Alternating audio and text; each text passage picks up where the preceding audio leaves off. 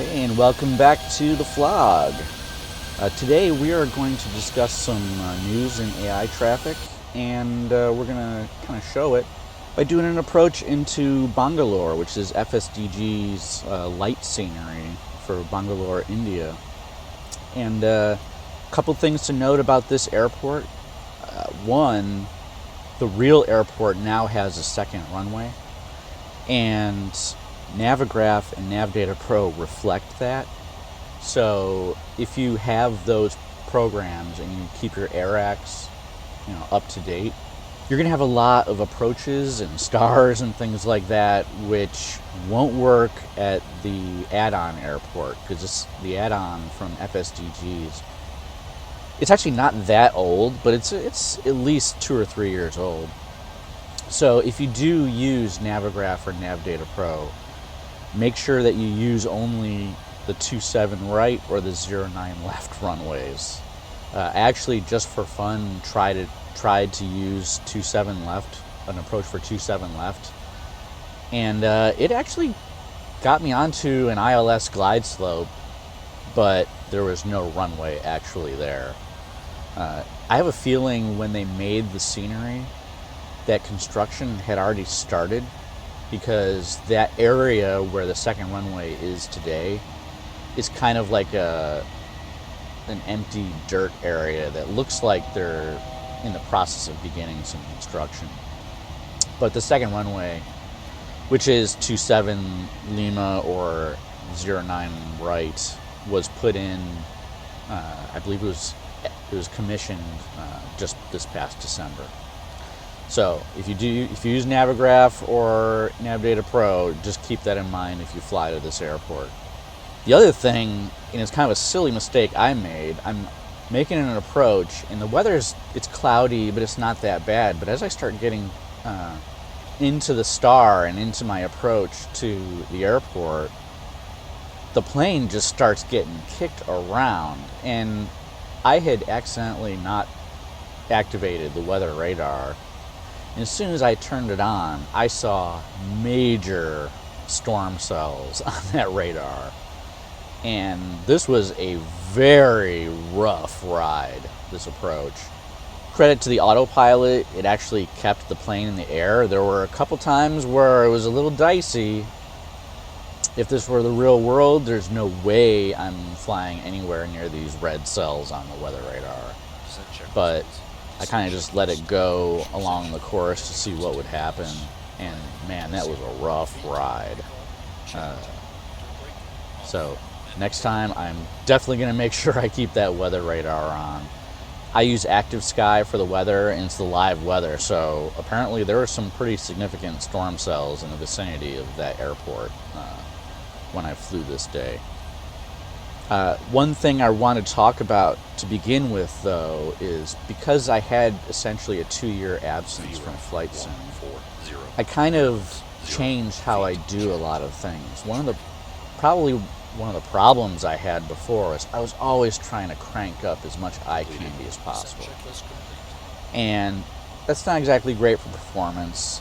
And so this time around, I pared some things down as far as settings go to try and get more smoothness. And to be honest, some of the things that I got rid of, I don't even notice that they're gone. Now, part of that is because I'm flying primarily airliners right now, and so I'm not really looking that closely at the background or anything like that unless I'm at the airport. So I don't really see, I don't really notice, for example, the fact that I have car traffic completely turned off. If it's nighttime and there are street lights and things like that, that's pretty much enough. I get the idea. I'm in a more urban area because there's a lot of lights. And you almost don't even notice that there's not car traffic. I also, because I'm flying airliners, I'm not running GA traffic. In fact, right now I have the default traffic disabled. And that's going to lead me to my next point, which is the biggest real change that I've made operationally, other than like settings, And that's the fact that for years I used Ultimate Traffic Live. I did actually before that use MyTraffic. Both MyTraffic and Ultimate Traffic Live, they're nice one-size-fits-all packages.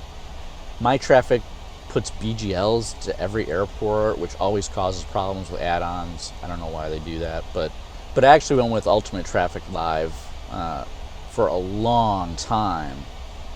But one of the problems with Ultimate Traffic Live is that the current version, they haven't had a power pack. I mean, when I stopped simming 2 years ago, it had been years since they had promised a power pack, which would make it easy to incorporate new schedules, new aircraft models and paints and things like that. So what you get in Ultimate Traffic Live is a pretty old set of schedules and aircraft. And so if you want anything more up to date, especially with models and things like that, it was a real pain in the butt to get those things incorporated into Ultimate Traffic Live because there was no, user interface there to really make those changes. And as I write, they still don't have that. So 2 more years elapsed and they still don't have that. Now, the next version of Ultimate Traffic Live, they say that they're going to have the power pack incorporated into the base software.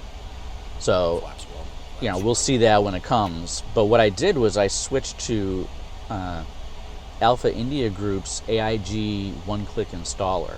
And this is a freeware program, which I'll put a link to where to get it in the description. But this is, to me, a great solution because it uses the normal, sim AI structure, but it's incorporating its own schedules and own aircraft models. And it does take quite a bit of time to set up initially because you essentially have to install each individual airline that you want to see in the sim.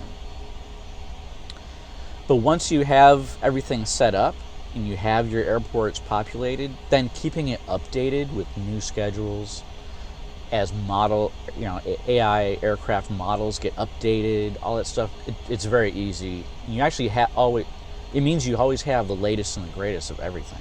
It also, you can incorporate the payware AI models like your FSPX AI models, which you can get on SimMarket. You can set it so that it will bias towards using the payware AI models, and you're good to go.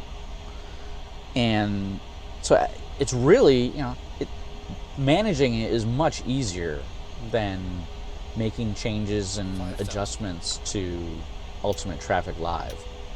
Another advantage to the AIG one-click installer aircraft is that when you spawn at an airport, the AI aircraft are there. One thing that bothered me about Ultimate Traffic Live is there was a delay between when you spawn at an airport and the airport generates, then you have to wait, a while, depending on how much traffic there is and where you are. You'd have to wait for the UT Live aircraft to actually spawn. And it's kind of funny because you're trying to assess what settings you should have and what kind of performance you're getting.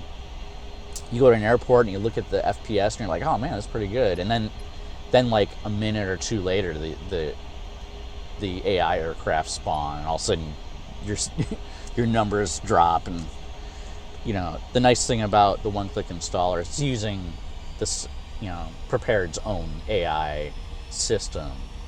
So the AI show up almost immediately. Visually much, because it is using modern AI models and modern repaints, it's much better looking than the payware AI packages as well. In fact, speaking of the models, not only does it use the latest and greatest models for each aircraft, it actually upgrades them all to incorporate, if they don't already have it, to incorporate things like PBR and dynamic lights and things like that. So it actually takes even some of the freeware models like the 737 and it upgrades them to be fully prepared V4 ready. Another advantage to the one-click installer setup is because it's using the base AI system, it interfaces with other add-ons like ProATC. There's some small freeware AI add-ons like AI Ground and AI Flow and stuff, and they all work with regular AI. And so UT Live, which kind of works outside the sim, none of those things really work with it. Like you can utilize UT Live with ProATC, but ProATC can't actually control the AI aircraft because it's a completely separate system. As far as the AIG one-click installer, the one piece of news is that, and this is really good for anybody who flies to the Indian airports like Bangalore here, is that within the last few days they added Spicejet and Spicejet Express, which are major carriers in India that were missing for a long time. If you wanted to have those aircraft under the one-click installer, you needed to actually manually install them, kind of separate from the one-click installer. But now they're part of the one-click installer, and you basically have full range of the major Indian carriers. Jet Airways is defunct, and one-click installer will never give you the option of putting in defunct airlines. And because there was no Jet Airways aircraft in there, you would go to an Indian airport and it would be all Indigo and Air India aircraft, and so the variety was a little bit less. Now that you've got Spicejet and Spicejet Express, that adds a little more variety into it, especially with Jet Airways being gone. So I'm really glad to see that. Now, if you do install the AIG AI Manager one-click installer, one thing to bear in mind before you install your first flight plan, go into the settings and then go to the flight plans tab. You'll see a minimum activity in and a maximum activity in percentages. That percentage is the slider setting, traffic slider setting in the sim where the traffic will appear. And the one-click installer defaults to 1%, which means if you leave it there and you install your flight plans, if the sim slider is 1% or more, you'll be at 100% traffic. And then if you're at 0%, you'll be at 0 traffic. So for the default settings, you have no way of adjusting the traffic flow because it's either off or it's 100%. And for some airports, 100% is way too much, because not only in terms of the performance hit, but the fact that you'll be waiting in line forever just to take off. When you try to land, there'll always be an airplane taking off or landing in front of you or something like that. So, yeah, some airports, and especially because of the way the AI system works in Prepared and FSX and all that whole line of simulators, you create major congestion at really high traffic settings at some airports.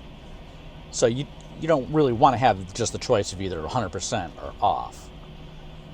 So there's a couple of ways you can go about it.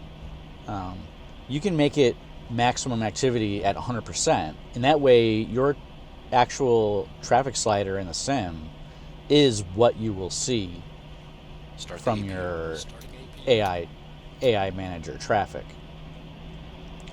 But if you leave your default traffic enabled, if you're up at like 80%, you're going to see a lot of default traffic on top of AI manager traffic. So if I was going to do that, if I was going to set the maximum activity at 100%, I would definitely disable default traffic. You do that, you will have just the AI manager traffic, and you'll have very fine control over how much there is. Another way you can do it is set a low percentage, like 5% or something like that, which gives you like a way to increment the traffic, but you can keep the default traffic there for low, because you're not going to get a whole lot of it because you're going to be at a low percentage on the slider. So that's sort of two approaches you can do when you install it. But you need to make sure you do this before you install your first flight plan.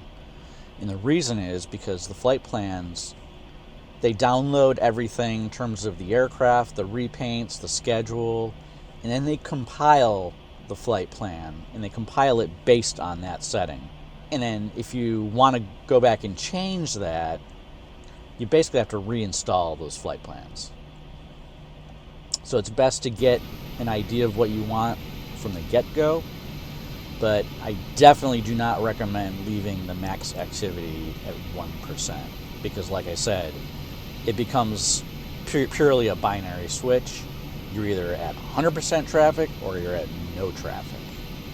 And, to be honest, we need some way to control the amount of traffic at airports. Most airports, I actually leave it at 100%. So I run at 100% traffic at most airports, but some of the big hubs, I can't do that. It turns it into a slideshow. So, if I'm at Boston or Minneapolis or Chicago, definitely at Toronto, because Toronto is literally the hardest airport on my system of all of them. But we just need that ability to adjust the traffic. So I highly recommend, if you do install it, go into those settings, make sure that max activity is not 1%. Make it whatever you want. I would recommend at least 5%, but that gives you the ability to adjust how much traffic you're seeing at the airports.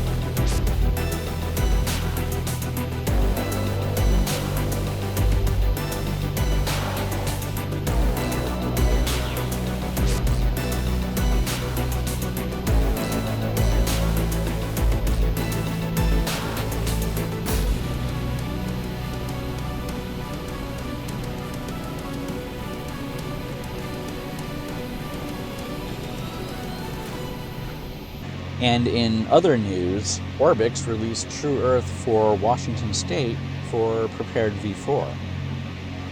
Now, because I have a ton of ORBX products, because before 2 years ago, I flew a ton of VFR aircraft. In fact, I probably flew GA aircraft more than I flew airliners before. And that's not necessarily the case now, but this comes out, I wanted to get it and try it out. Now, because I didn't even have any GA aircraft installed in the sim, once I installed this, I actually set up a VFR profile in SimStarter and then added some GA aircraft. And actually, this flight here is the Milviz C310R.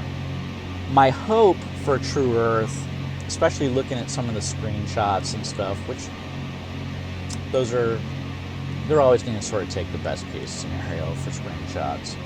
I had hoped that it would be kind of a preview almost of Microsoft Flight Sim 2020, where you're using sort of the real photoreal background and stuff like that. Obviously, it's not cloud-based or anything like that, but to utilize really everything what they advertise TrueEarth to be, which is a photoreal backdrop, buildings in the proper places and things like that.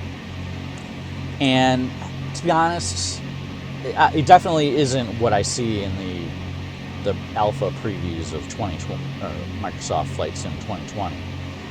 But in truth be told, this is an overcast flight, but which isn't the best way to show off scenery because the light is very diffuse, so you miss a lot of the shadows and the three-dimensionality.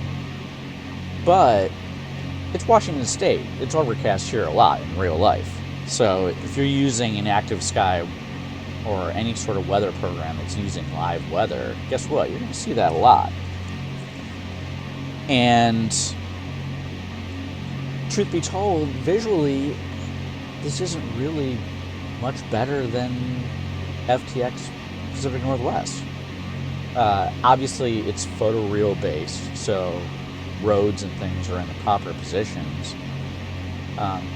I was getting relatively blurry textures. In fact, it would sharpen up like basically when I was flying right over an area. And so I was,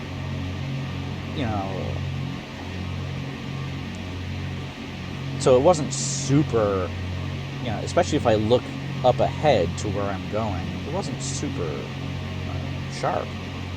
And I am quite sure that if I were doing actual VFR navigation over this area, my knowledge of the streets and everything, it would be very easy for me to navigate. I actually, I tried to get onto a course using streets that I know, like Bothell Way and Bothell Everett Highway, to get to fly over my house, because that was the point of this flight. And I won't say I got lost, but I actually had trouble tracking exactly where I was on the streets. Whereas I know in real life, I would be able to pinpoint exactly where I was. I did end up finding my house, but I actually ended up using a high school that's near my house as a landmark. And the high school is in there. And the high school has only been there for like 2 years, so you know that this is actually relatively recent imagery that they're using. So that's good. It's definitely more updated than FTX Pac Northwest, which my house is kind of in the countryside in Pac Northwest, but is in the middle of sprawling suburbia now.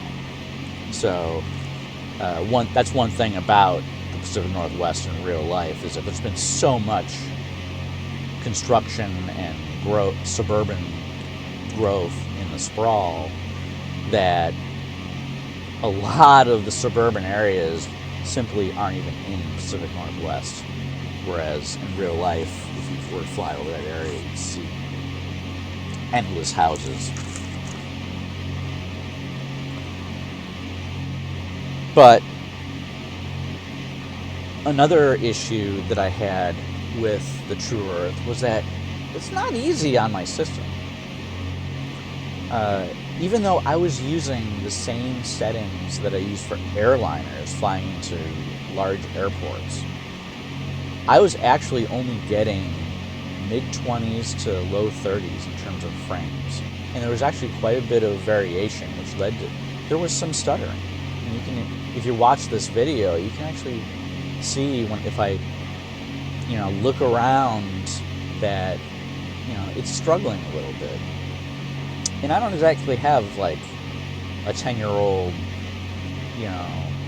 super basic system. my graphics card is a 1070 Ti, which is not current generation, but it's still pretty strong. It's got a lot of VRAM. My computer has 32 gigabytes of fast RAM, and I have a current generation CPU. So I was a little disappointed in the performance especially because I was in a GA aircraft. It's not like I was in an airliner. I wouldn't want to fly an airliner in this. In fact, the DD Seattle X scenery definitely outperforms this. So how I've got my system set up right now is I've got the TrueEarth installed, but I have that sort of as a separate entity. So I use SimStarter to start my sim, and I have a scenery configuration file for VFR flying that has TrueEarth in it, basically nothing else. Everything else, the other configurations, the other profiles I have are for my airliner flying, and they actually will not have TrueEarth, and I actually don't have any of the FTX regions installed right now either, because of the fact that I'm not doing a lot of GA flying.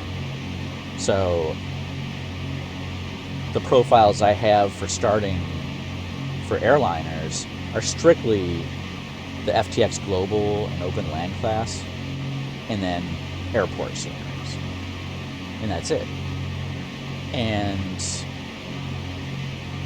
so TrueEarth I've got separate, and so if I'm flying an airliner, I'm going to fly over the DD Seattle City X and Seattle Airports X, because they actually outperform default scenery in that area, which amazes me to no end. It looks way better, and it actually performs way better. And at the end of this flight here in TrueEarth, you can see I land at Payne Field, and it's pretty basic. To be honest, the DD Payne Field isn't 100% up to date, but it is far more realistic than this. And also Boeing Field has way more detail in the DD version as well.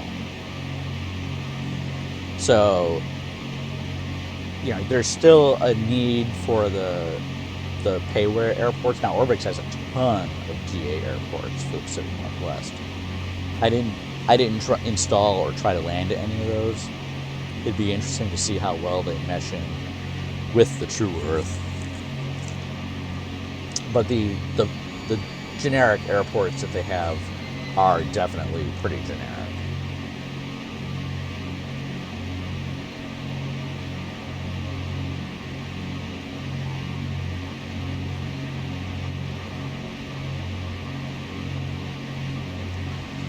I definitely think now TrueEarth requires huge amounts of hard drive space. I believe that the installation for the state of Washington was over 40 gigabytes.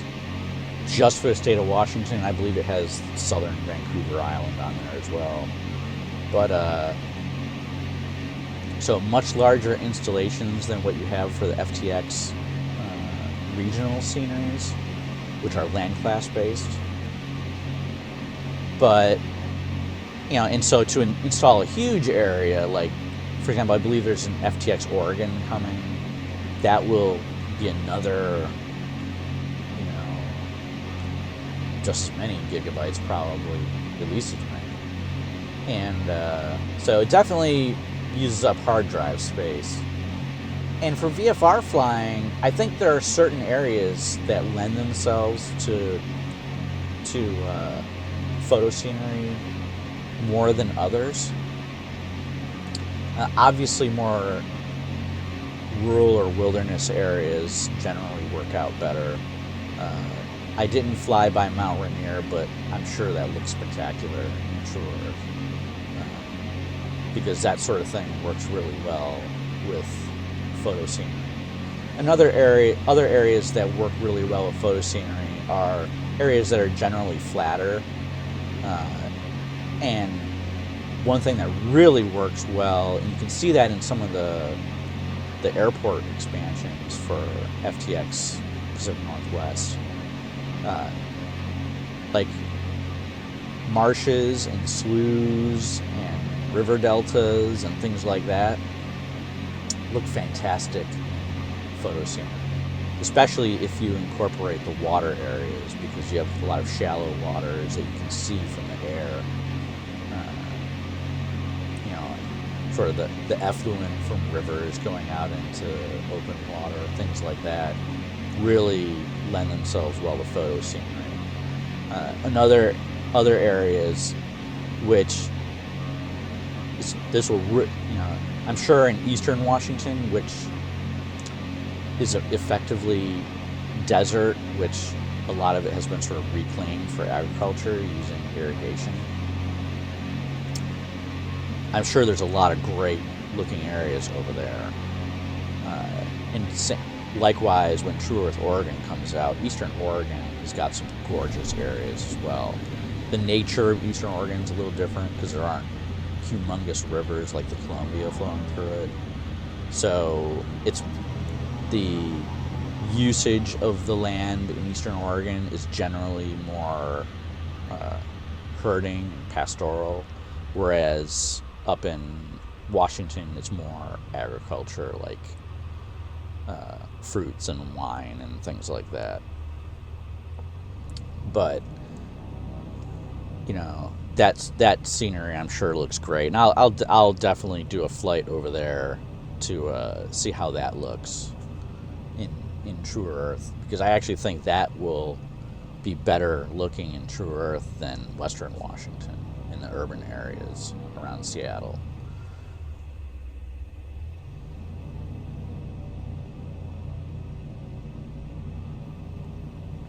Well, I hope you liked what you saw. If so, please, by all means, subscribe, and make sure you click the little bell icon too, so that when a new video comes out, you might actually get notified. Everyone knows that YouTube has got their own way of doing things, and sometimes that doesn't necessarily work, but the more ways you can set that up to be notified, the better. And I will be coming back next time, and the topic for the next one, I'm going to actually sort of rank my favorite airport scenery developers. So until then, we will see you around.